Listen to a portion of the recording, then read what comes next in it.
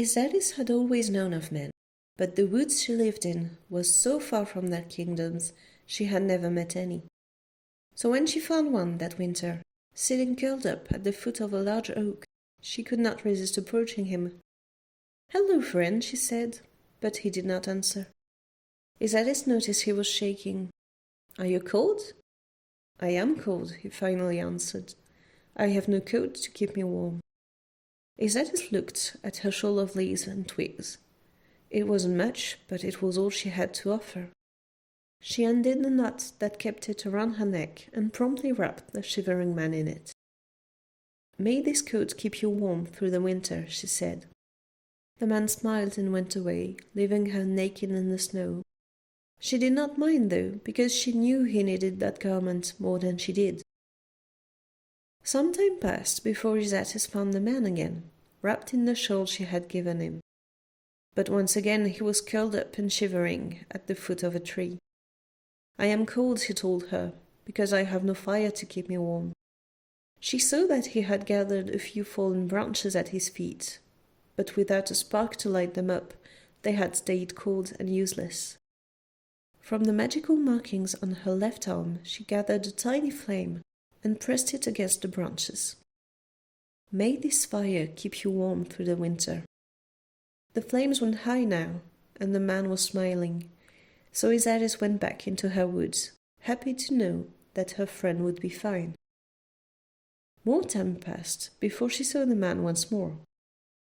He had her shawl around his shoulders, and the fire she had lit for him, but still he was shivering. "I am cold," he complained, "because I have no house to keep me warm." She saw that he had an axe by his side, so she pointed at the trees around them. "The trees are my home," she said, "but there are so many. Cut down a few and make a house for yourself. May it keep you warm through the winter." The man started chopping, and Isatis went away, happy to have helped once more. It was a full year before Isatis saw the man again. He had a shawl and a fire in the house, and he seemed warm enough. But in his arms was a tiny child, and the child was crying. "He is cold," the man said, "because there is so much snow around." Isatis looked around the forest. There was a lot of snow indeed, more than any fire could melt. She did not think she could help, but the child kept crying, and she could not bear it. From the magical markings on her right arm, she made a crystalline globe, and from all the markings on the rest of her body, she conjured a gust of wind so strong it pushed all the snow of the forest into the globe. "May this globe keep the snow from your house," she muttered, exhausted. The child stopped crying, and the man placed the globe on the chimney in his house. Isatis walked away. Her magic was depleted, but at least her friend was safe from the snow. Another year passed, and Isatis decided to visit the man again. When she arrived, there was not one, but 2 houses standing where trees had once been.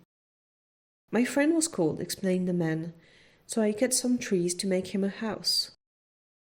"May it keep him warm through the winter," Isatis said, thinking she could share a few more trees from her forest. The next year Isatis saw that the man had cut more trees and made more houses for more of his friends. She said nothing because she did not wish them to go through the winter without shelter. But as the years passed, more and more men came, and they cut more and more trees. The forest was now so small, Isatis could not find food, so she went to her friend. "I am hungry," she said, "because you took all the trees and no food grows here anymore. Will you help me, as I helped you when you were cold?" The man refused, closing his doors, and his friends chased Isatis from their village. She went cold and hungry until her fossils left her, and death came to adorn her face with the mask to honor her long-gone beauty. "I have one more thing to do before you take me," pleaded Isatis.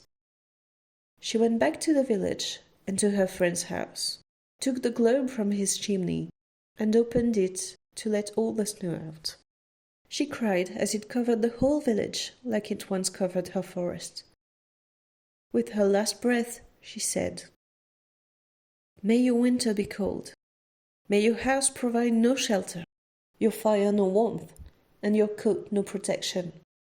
May you shiver without respite, and your children cry until they sleep. May the snow cover the life you took from me. May your winter be cold.